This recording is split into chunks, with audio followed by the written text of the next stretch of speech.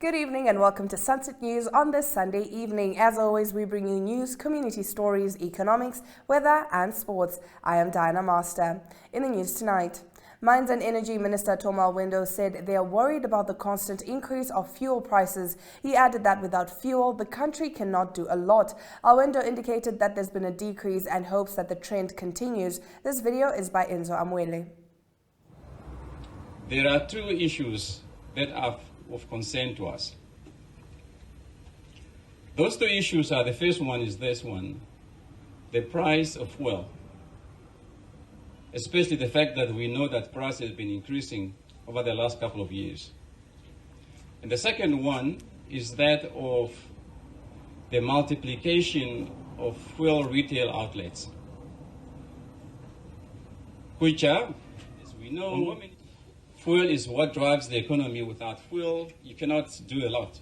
For example, agriculture, you need diesels, and most of the sectors need to have fuel.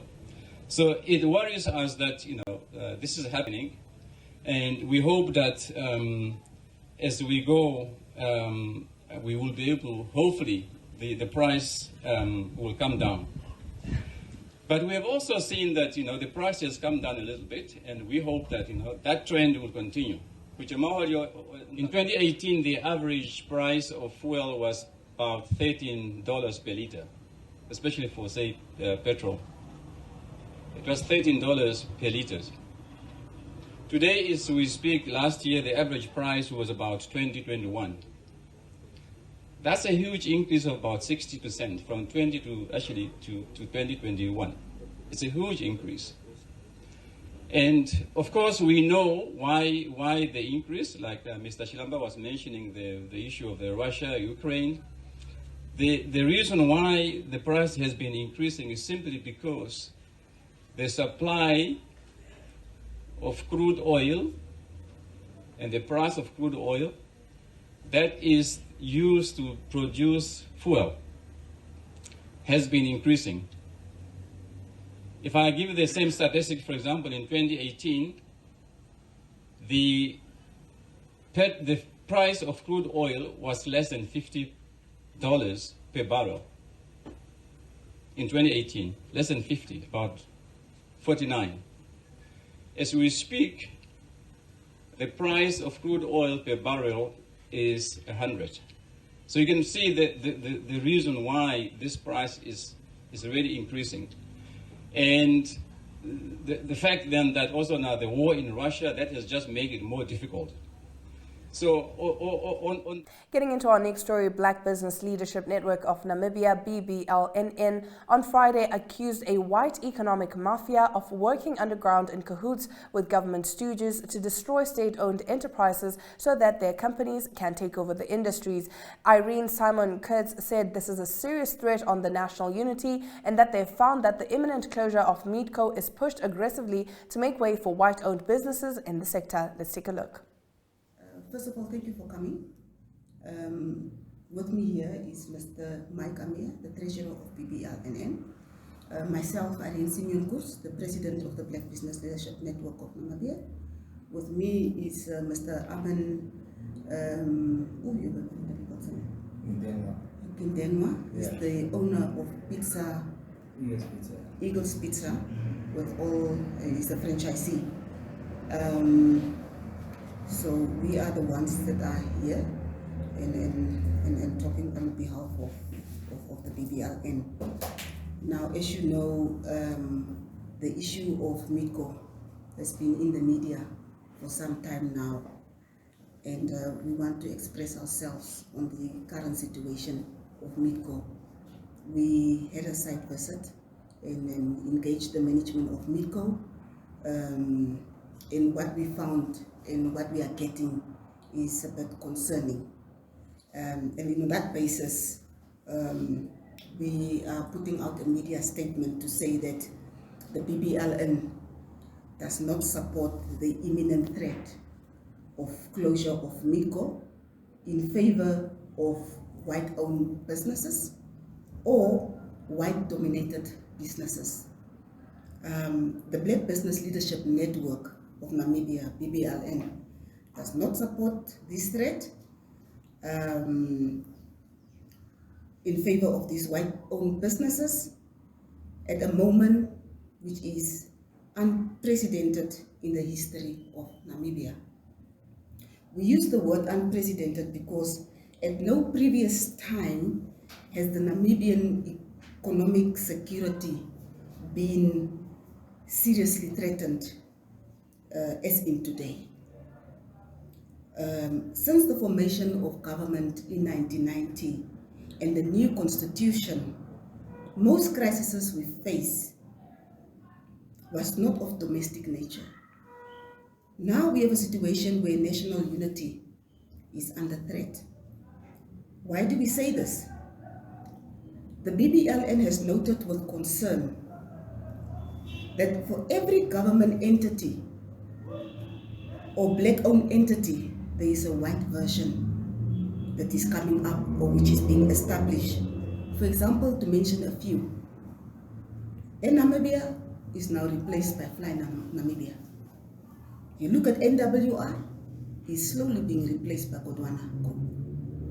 You look at Telecom Namibia, they are now replaced by Paratus Telecom. The SME bank was closed down, but now government is funding commercial banks that are now all of a sudden having SME desk. So money that was meant for SME bank is now going to commercial banks with an SME desk. Again, it's a black business that was closed down. Midco is now being replaced by Savannah Beef. So, and the list goes on. For us, as the BBLNN, this is nothing else but a cartel, collusion, and racism caused by the private sector. The Constitution allows us to speak out against cartels and collusion, which is a threat to national unity. Now, this is a serious concern for all of us in this country. We fought for independence 32 years ago, not just for political freedom. Alstead Landless People's Movement Rural Constituency Councillor Gerrit Gertjie Witbooi has said his strides in various communities will guarantee him a seat in the by-election slated for 15 March 2023 that will fill his vacant seat. Witbooi highlighted that he was instrumental in securing employment for at least 83 people to work at NIDA during collaborations with the Labour Office to further employ 142 people at AI Dihara in Keetmanshoop. I paid the registration fees for 72 students at tertiary institutions to the value of 168,000 Namibian dollars, 840. Furthermore, distributed 17 wheelchairs to disabled people in Koes, Aroab, Kleinkaras, Kronlane and Zeeblachte, he adds. Witbooi, who was officially removed from his position in January, asked people to vote him back into the position so that he can complete projects that he has started. In the past, the party president Bernardo Swatboy has accused Witbooi of stepping out on the party with SWAPO, furthermore leaking private party information and documents, all of which Witbooi denies. He kept saying the party doesn't stand up for him, and he added that his salary was less than what he thought. Witbooi also said that he had acquired loans that he now had no means of paying. Swatboy said during a previous interview that despite all the good deeds done by Witbooi, elders in Koes, Aroab and other southern villages want him gone, saying he's arrogant and rude. Now, Namibia's postal service provider NamPost and the Namibia Revenue Agency NAMRA signed a memorandum of understanding on March 3, 2023 that is in line with Universal Postal Union's regulations. The MOU is expected to improve service delivery in the country and revenue collection. With the memorandum of understanding, we have the ability to best coordinate what ought to be done by NamPost and what ought to be done by NAMRA and ultimately serve our customers better. The relationship between the two entities goes a very long way, as customs have always worked with NamPost in terms of parcels entering the country. Our primary role as NamPost is logistics, and our primary function with the signing of this MOU is to make sure that all parcels make it to NAMRA in order for them to do what they need to do and deliver it to our clients, thus improving overall service delivery, said Festus Hangula, NamPost Chief Executive Officer. The MOU signed between NAMPOST and NAMRA aims to improve the delivery of postal and financial services in Namibia. The agreement seeks to achieve this by leveraging the strengths and expertise of both organizations. NAMPOST and NAMRA will work together to enable both organizations to carry out their mandate. The MOU is expected to benefit both NAMPOST and NAMRA. NAMPOST will benefit from the increased revenue collection activities that will take place through its network of post offices and agents. At the same time, NAMRA will benefit from the improved service delivery offered by NAMPOST. The MOU is also expected to lead to increased revenue collection for the government, which will benefit the country as a whole. The signing of the MOU between NAMPOST and NAMRA is a significant development for Namibia. It represents a step towards improving service delivery in the country and maximizing revenue collection. The MOU is in line with the Universal Postal Union's regulations, which are designed to promote cooperation and collaboration between postal service providers and revenue collection agencies worldwide. Bringing us to the end of our top stories, the Namibian Correctional Services has been accused of allegedly favoring soccer players during recent general employee appointments. The allegations stem from a number of appointments that were made in which soccer players were allegedly given priority over other candidates. According to complainants, the Namibian Correctional Services is said to have received a large number of applications for general employee positions. However, it is alleged that the selection process was biased towards soccer players who were given preferential treatment over other applicants. Two unsuccessful applicants from the Hardap region were outraged and believed that the selection process should be based on merit and not on sporting ability. The Namibian Correctional Services has denied the allegations, stating that all appointments were made based on merit and that the two applicants that the complainants claim appeared out of nowhere indeed completed the physical fitness test, despite complainants saying they did not do so. This is not the first time the allegations of favoritism have been made against the Namibian Correctional Services. Now, in some news from the north, a resident who was affected by the floods and relocated to one of the relocation sites says they don't get enough food. We'll get into the story after the break. Chill Sessions is an entertainment show that brings you the latest hit, fashion, and entertainment news.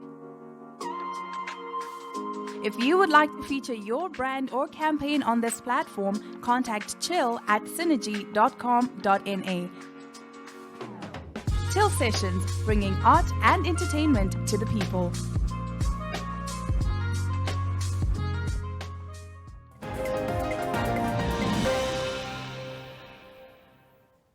Getting into our community talk segment, a resident from the north who was affected by the floods and relocated to one of the relocation sites says they do not get enough food and pleads with the government not to forget them and provide assistance as they did in the beginning. This video is by Enzo Amwele.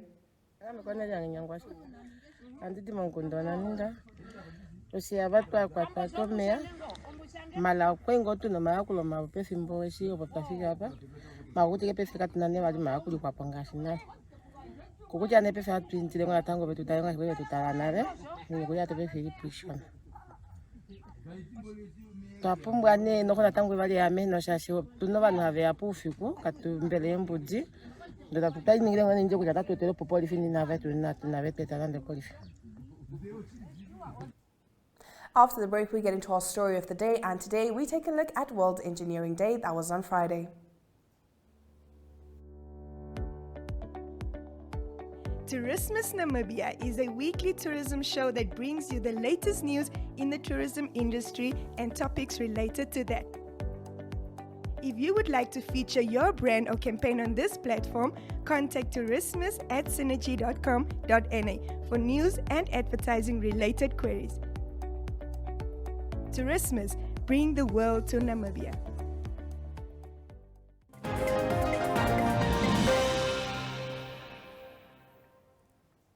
Getting into our story of the day, Charles Mukwaso, engineer and registrar at the Engineering Council of Namibia, shares the theme of this year's World Engineering Day that took place at the University of Science and Technology on Friday.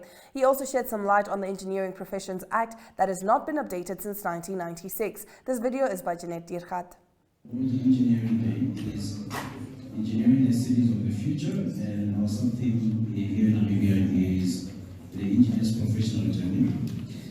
These are befitting themes indeed when contrasted with the kind of environment that we live in today and the global challenges our planet faces. We live in an era when many wonder if there will ever be solutions to poverty, decent housing, which is a big problem and challenge in our country. Poor sanitation, incurable diseases, and shortages of medicine or prospects of conflict and energy crisis. All right. So the what I was referring to is the Engineering Professions Act. The one that we are operating under is the 1986 legislation, which by all accounts is quite outdated. So there have been efforts since 2017 to actually come up with a new act that would replace the current one. So that process has been going on now for more than 6 years, and we are hoping that sooner or later it will be one of the legislations that are finalized in our government system.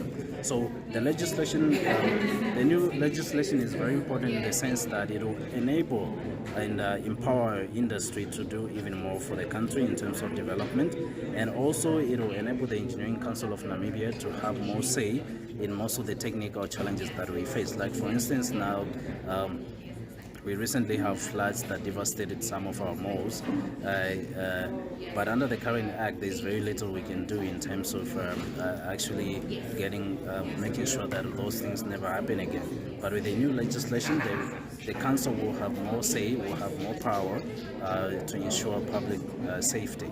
And then I can ask you a question. Okay, can you also just give us a background of how many people does the ECN take up yearly, or that is being registered? All right, so we register about 200 people every year, so in different categories and disciplines. So we do have 3 major categories, and that's professional engineers, incorporated engineers, as well as technicians. So about between 200 and 250 annually. Then among those, a significant number are women.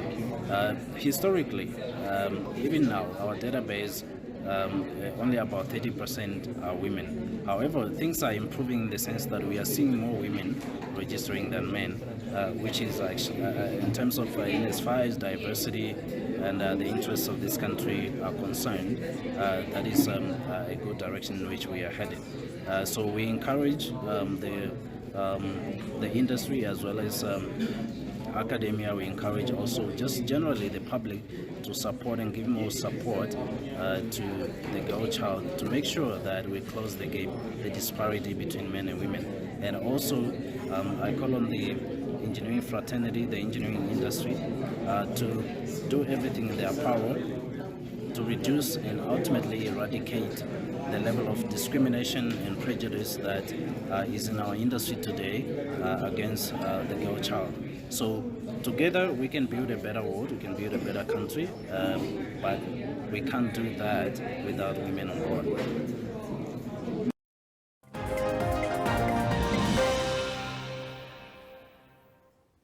Now let's get into our economic news. An amount of more than 10.48 million Namibian dollars was collected through agricultural land tax for the 2021-2022 financial year. This is according to the Agriculture and Land Reform Ministry spokesperson Teopolina Tuyeni, who says that this is the revenue collected from land tax for the 2021-2022 financial year from commercial farmers after land tax assessments issued. The NAU explains that the due date for payment of land tax for the financial years 2016-2017 and 2020 was 31 October last year.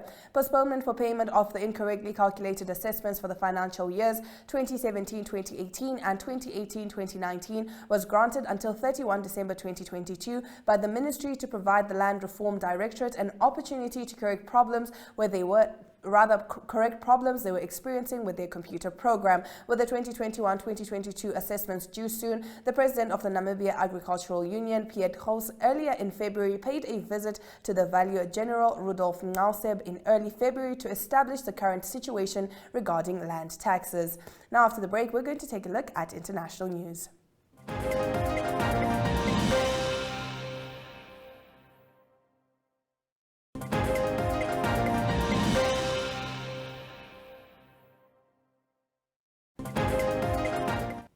Getting into our international news, nations have reached a historic agreement to protect the world's oceans following 10 years of negotiations. The High Seas Treaty places 30% of the seas into protected areas by 2030, aiming to safeguard and recuperate marine nature. The agreement was reached on Saturday evening after 38 hours of talks at UN headquarters in New York. The negotiations had been held up for years over disagreements on funding and fishing rights. The last international agreement on ocean protection was signed 40 years ago in 1982, the UN Convention on the Law of Sea. That agreement established an area called the High Seas, international waters, where all countries have a right to fish, ship and do research, but only 1.2 of these waters are protected. Marine life living outside of these protected areas has been at risk for climate change, overfishing and shipping traffic. Now we're going to take a quick ad break, and when we return, we take a look at the weather predictions.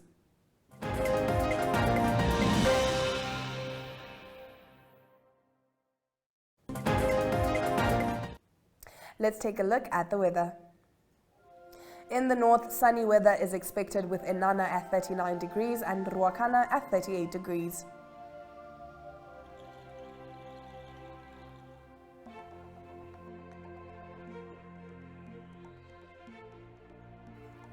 Clear skies and sunny weather are to be expected along the coast with a high of 21 degrees in Walvis Bay and 20 degrees in Henties Bay.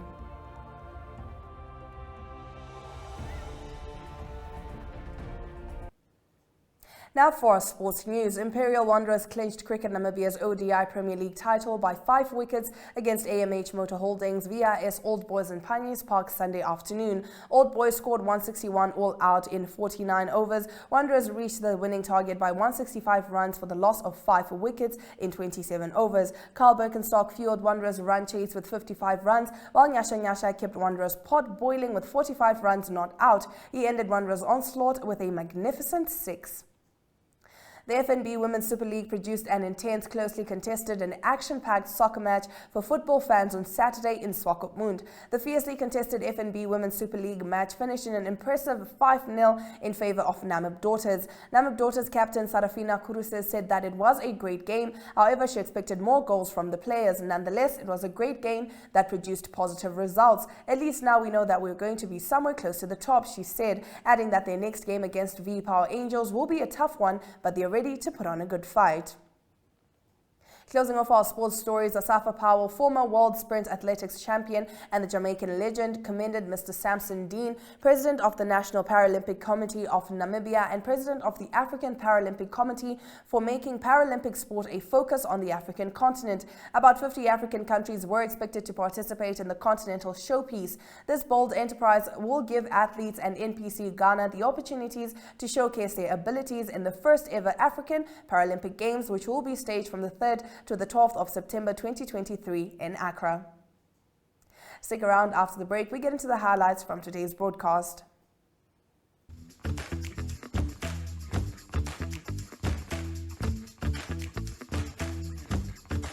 Namibia's hospitality is as vibrant as its people. Join the What's Cooking team as they travel the country cooking, chatting, and celebrating local personalities and the joy of food.